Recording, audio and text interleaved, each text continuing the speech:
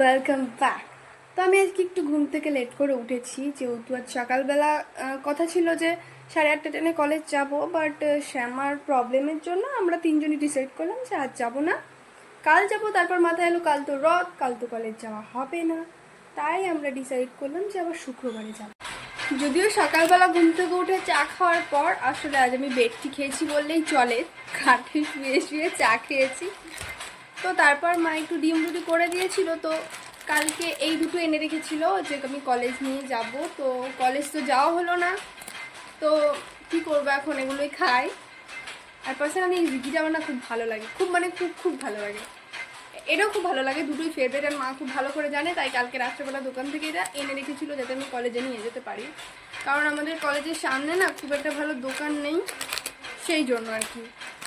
কাল যখন আমি বিরিয়ানি আনতে দোকানে গেছিলাম, তো প্রচুর পরিমাণে বৃষ্টি হয়েছে, আমার পার্স, আমার একবারে কোমর অবধি প্যান্ট তো পুরো ভিজে গেছিলো। তো আমার পয়সা, আমার ওয়ালেটে বাবার এটিএম থাকে সেটা, প্লাস আমার কিছু পাসপোর্ট কপি, ছবি, সবই ভিজে গেছে। আমার পয়সা নোট যে কটা ছিল সব কটাই ভিজে গেছিলো। আর তার মধ্যে বাড়ি এসে আমি কোনো মতে একটু মানে সকালের দিকে একটু রোদে দিয়েছিলাম, এখানে রোদটা চলে গেছে, তো কোনো রকম শুকিয়ে তো গেছে, কিন্তু সেই ন্যাতা ন্যাতা হয়ে গেছে টাকা বলতে গেলে একেবারে। খাওয়া দাওয়া তো কমপ্লিট, এবার ঠাকুর পুজো দিতে হবে বলে বাসনটাকেও মেজে নিলাম। এবার যাবো আমি স্নান করতে, তো চলো স্নান করে আসা যাক, তারপর দেখা হচ্ছে।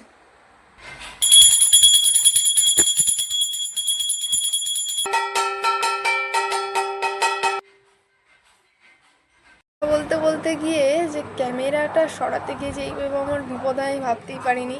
এত কষ্ট করে নখগুলোকে একটু বড় করেছিলাম, কিছু নেল পালিশ কিনেছি ভালো করে পরবো বলে, আর এই আঙুলের নখটা দেখো ঠিক কোন জায়গা দিয়ে ভেঙে গেছে। মা বলেছে বাড়িতে সব ভর্তা ফর্তাই রান্না হবে, সেই জন্য এখানে টমেটো আর একটু বেগুন, পেঁয়াজ কুচি, ডিম আর ধনেপাতা রয়েছে, এই দিয়ে আজকে ভর্তাই হবে। ভর্তা